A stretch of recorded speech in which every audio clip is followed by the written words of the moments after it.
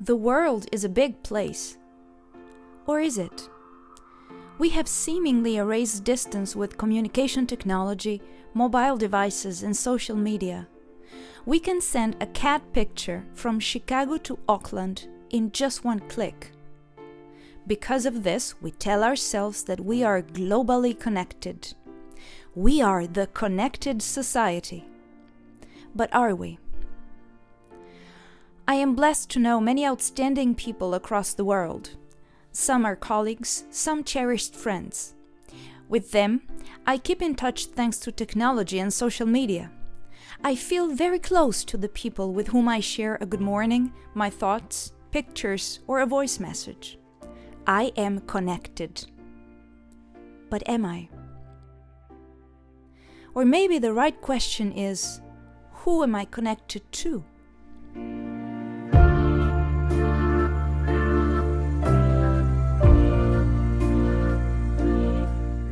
For example, I am connected to Mayra Aguiar, Brazilian-Portuguese double PhD biomathematician and a member of the Task Force for Research on COVID-19 in the Basque Country, Spain.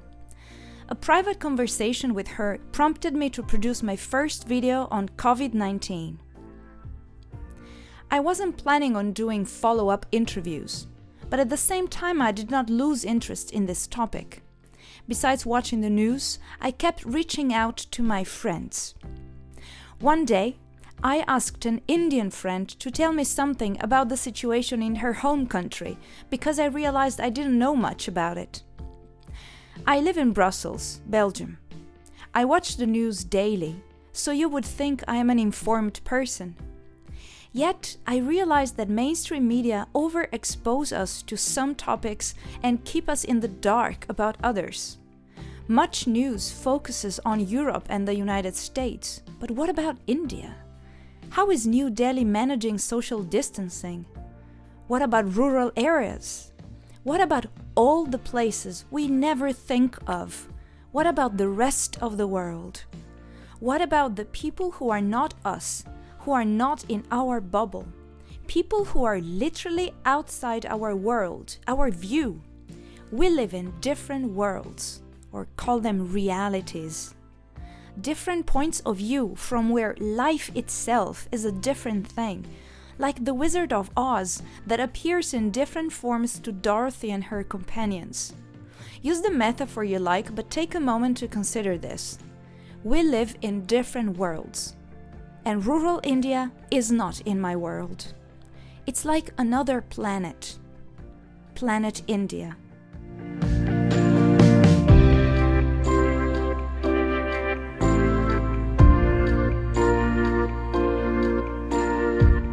So, not knowing much about COVID in India, I did what people do when they don't know something. I asked. In response to my request, my dear friend sent me a voice message about 15 minutes long. I enjoy listening to voice messages, especially when I wander south of Brussels. That day was no exception. I tightened my sneakers and trotted down the road. I hit play.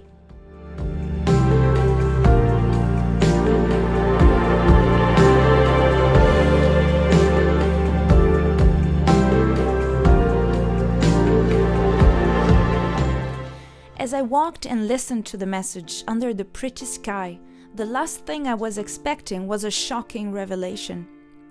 But then my friend started talking about the impact of COVID on unemployment, housing, families, and the phenomenon of domestic migration in India, the millions walking home. I was caught off guard. I slowed down my pace and forgot about the pretty sky. At this point, I was walking through a wealthy suburban area with those beautiful houses one after the other, those front lawn bushes for some privacy, those big cars in the driveways. All so clean, you know what I mean? And in my ears, my friend's voice talking about people with limited access to drinking water, making their way back to their homes in rural India, along train tracks, often dropping dead for dehydration. You know why we don't talk about these things on the news? Because it's intolerable. humanly intolerable. By contrast, American politics is almost palatable. Don't get me wrong, it's bad enough. But there's a reason for the expression first world problem. I took a moment after the voice message was over. Considering the news my friend just reported on, I was extremely impressed by her ability to keep her composure, delivering a clear overview that I deemed sober and fair, never giving in to the temptation to express her frustration. This was so much more than COVID-19. The repercussions of the epidemic on Indian society stretch much beyond the risk of catching the virus.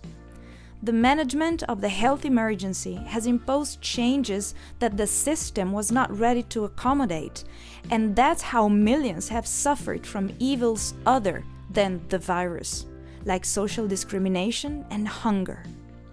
Other systems in the world suffered some pressure, including Europe, where each country was forced to revisit its welfare, and the United States, where millions of Americans lost their jobs along with their health care. But starvation at such large scale is just not heard in Europe. Nobody would have to walk the distance from France to Sweden to be reunited with their family. It's a different planet.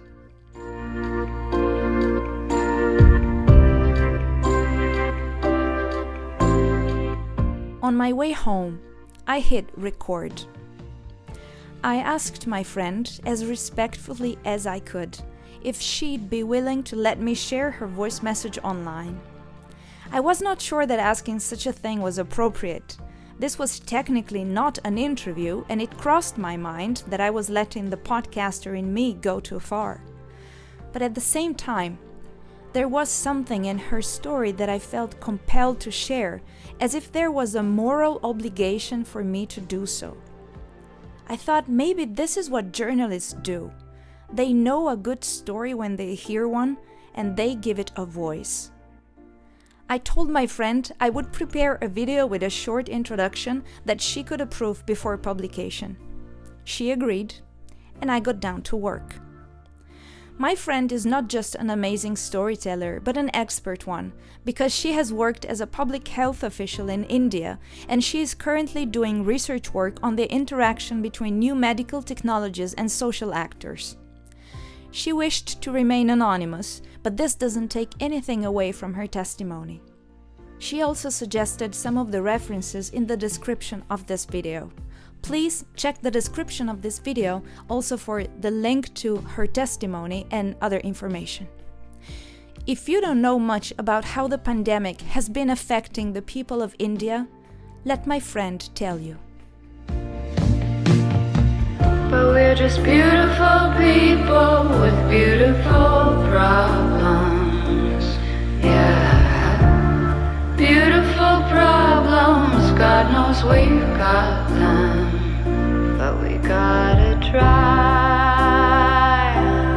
lie, lie, lie, every day and night, lie, lie, lie, because we're just beautiful people.